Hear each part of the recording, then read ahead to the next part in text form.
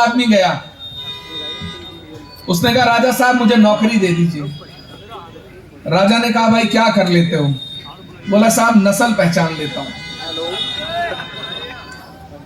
तो उन्होंने कहा साहब इसको हमारे घुड़साल में रख दीजिए और जो हमारे घोड़े आते हैं उनकी ये नस्ल चेक करके बताया करेगा कि घोड़ा असली है या नकली है। तो एक दिन राजा ने एक अरबी घोड़ा मंगाया हुआ था, बहुत दिनों से, बहुत पैसे देकर, बहुत सारी अशर्फियां देकर। उन्होंने कहा भाई ये बताओ ये घोड़ा नस्ली है या नहीं? तो उसने कहा राजा साहब अगर जान की बख्शीश हो तो सच बता दूंगा। बोले बताओ। बोले ये साहब नस्ली नहीं है। अब राजा को बड़ा गुस्सा आया। बोला यार मैं तो हजारों अशर्फियां देकर इस घोड़े को लाया था। तो उसने जिससे घोड़ा लिया था उसे बुलाया। बोला सच बता वरना मैं तेरी गर्दन कलम कर दूंगा। उसने कहा साहब ये जब घोड़ा पैदा हुआ तो इसकी मां मर गई थी, जो मेरे यहां घोड़ी थी उसका दूध पीकर ये बड़ा हुआ। राजा वापस आया, उसने कहा भाई तू ये बता तुझे कैसे पता चला कि ये नस्ली नहीं है?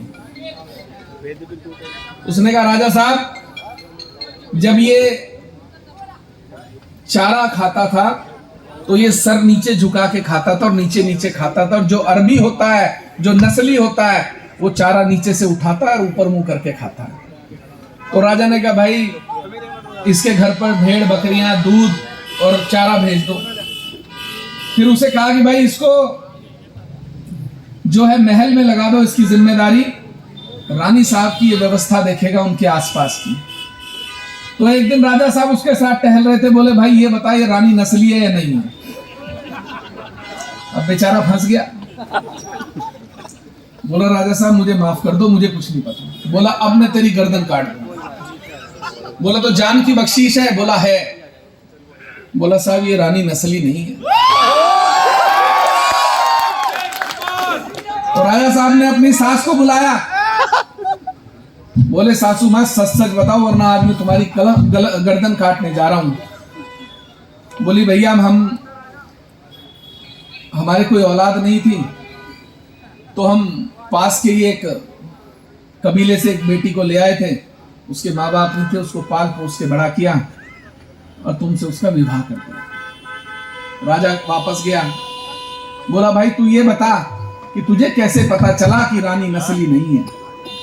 बोला साहब सुबह उठते ही ये देखती थी कि किस नौकर ने क्या खा लिया, किसने कितना दूध पी लिया, कौन कितना घी खा गया।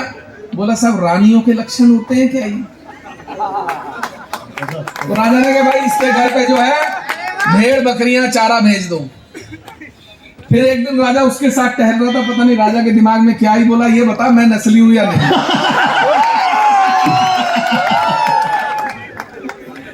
अब धर्म संकट आ गया बेचारे के सामने। बोला राजा साहब मैं नौकरी छोड़ रहा हूं, मैं जा रहा हूं, मुझे कुछ पता ही नहीं है। कह रहा तेरी गर्दन तो मैं कलम करूंगा, तुझे बताना पड़ेगा, क्योंकि राजा को शक हो गया कुछ तो मामला गड़बड़ है। उसने कहा साहब आप जान की बख्शीश दो। बोला दे दी। बोला साहब आप नस्ली नहीं। तो राजा को बड़ा अफसोस हुआ, अपनी माँ के पास आया, रोने पीटने लगा। बोला माँ मुझे सच सच बता दे मैं नस्ली हूं या नहीं हूं, मैं किसकी औलाद हूं? बोली बेटा एक बार मैं और राजा साहब जंगल में शिकार करने गए थे,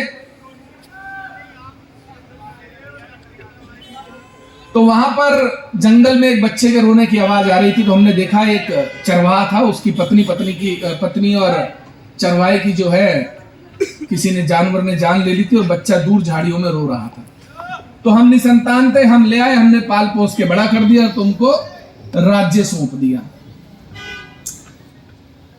अब राजा वापस गया। बोला भाई बात तो सारी सही है, अब तू मुझे ये बता तुझे कैसे पता चला मैं नस्ली नहीं हूं? उसने कहा राजा साहब मैं जब भी कोई आपको सही बात बताता था तो आप मेरे घर पर इनाम स्वरूप भेड़ बकरी और चारे भेजते थे। अगर आप राजा होते तो सोने मोती हीरे जवाहरात। तो राजा नस्ली है या नहीं है? ये तो राजा की हरकतों से पता लगता है। और भाई देखो बात सुनो, हम तो बहुत गरीब घर से आए हैं।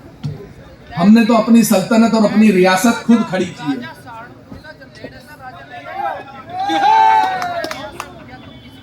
तो भाई हम तो बहुत गरीब घर से आए, बहुत मेहनत की, जीवन में बहुत संघर्ष किए, बहुत लड़ाइयां लड़ी, तब जाकर हमने अपनी सल्तनत और रियासत खड़ी की। जो इंसान जमीन से आता है उसको आम आदमी का दुख और दर्द भी पता होता है, वो उसकी तकलीफ भी समझता है। और मैं एक बात हमेशा कहता हूं, लोग मुझसे पूछते हैं विधायक जी इतना पैसा आप लोगों पे खर्च कर देते हो, इतना करोड़ रुपए आप शादियों में खर्च कर देते हो, तो मैं कहता हूं भैया कफन में जेब नहीं होती। क्या बात है, क्या बात है, गजब विचार। जिस दिन जाएंगे उस दिन खाली हाथ जाएंगे। सिकंदर भी खाली हाथ गया।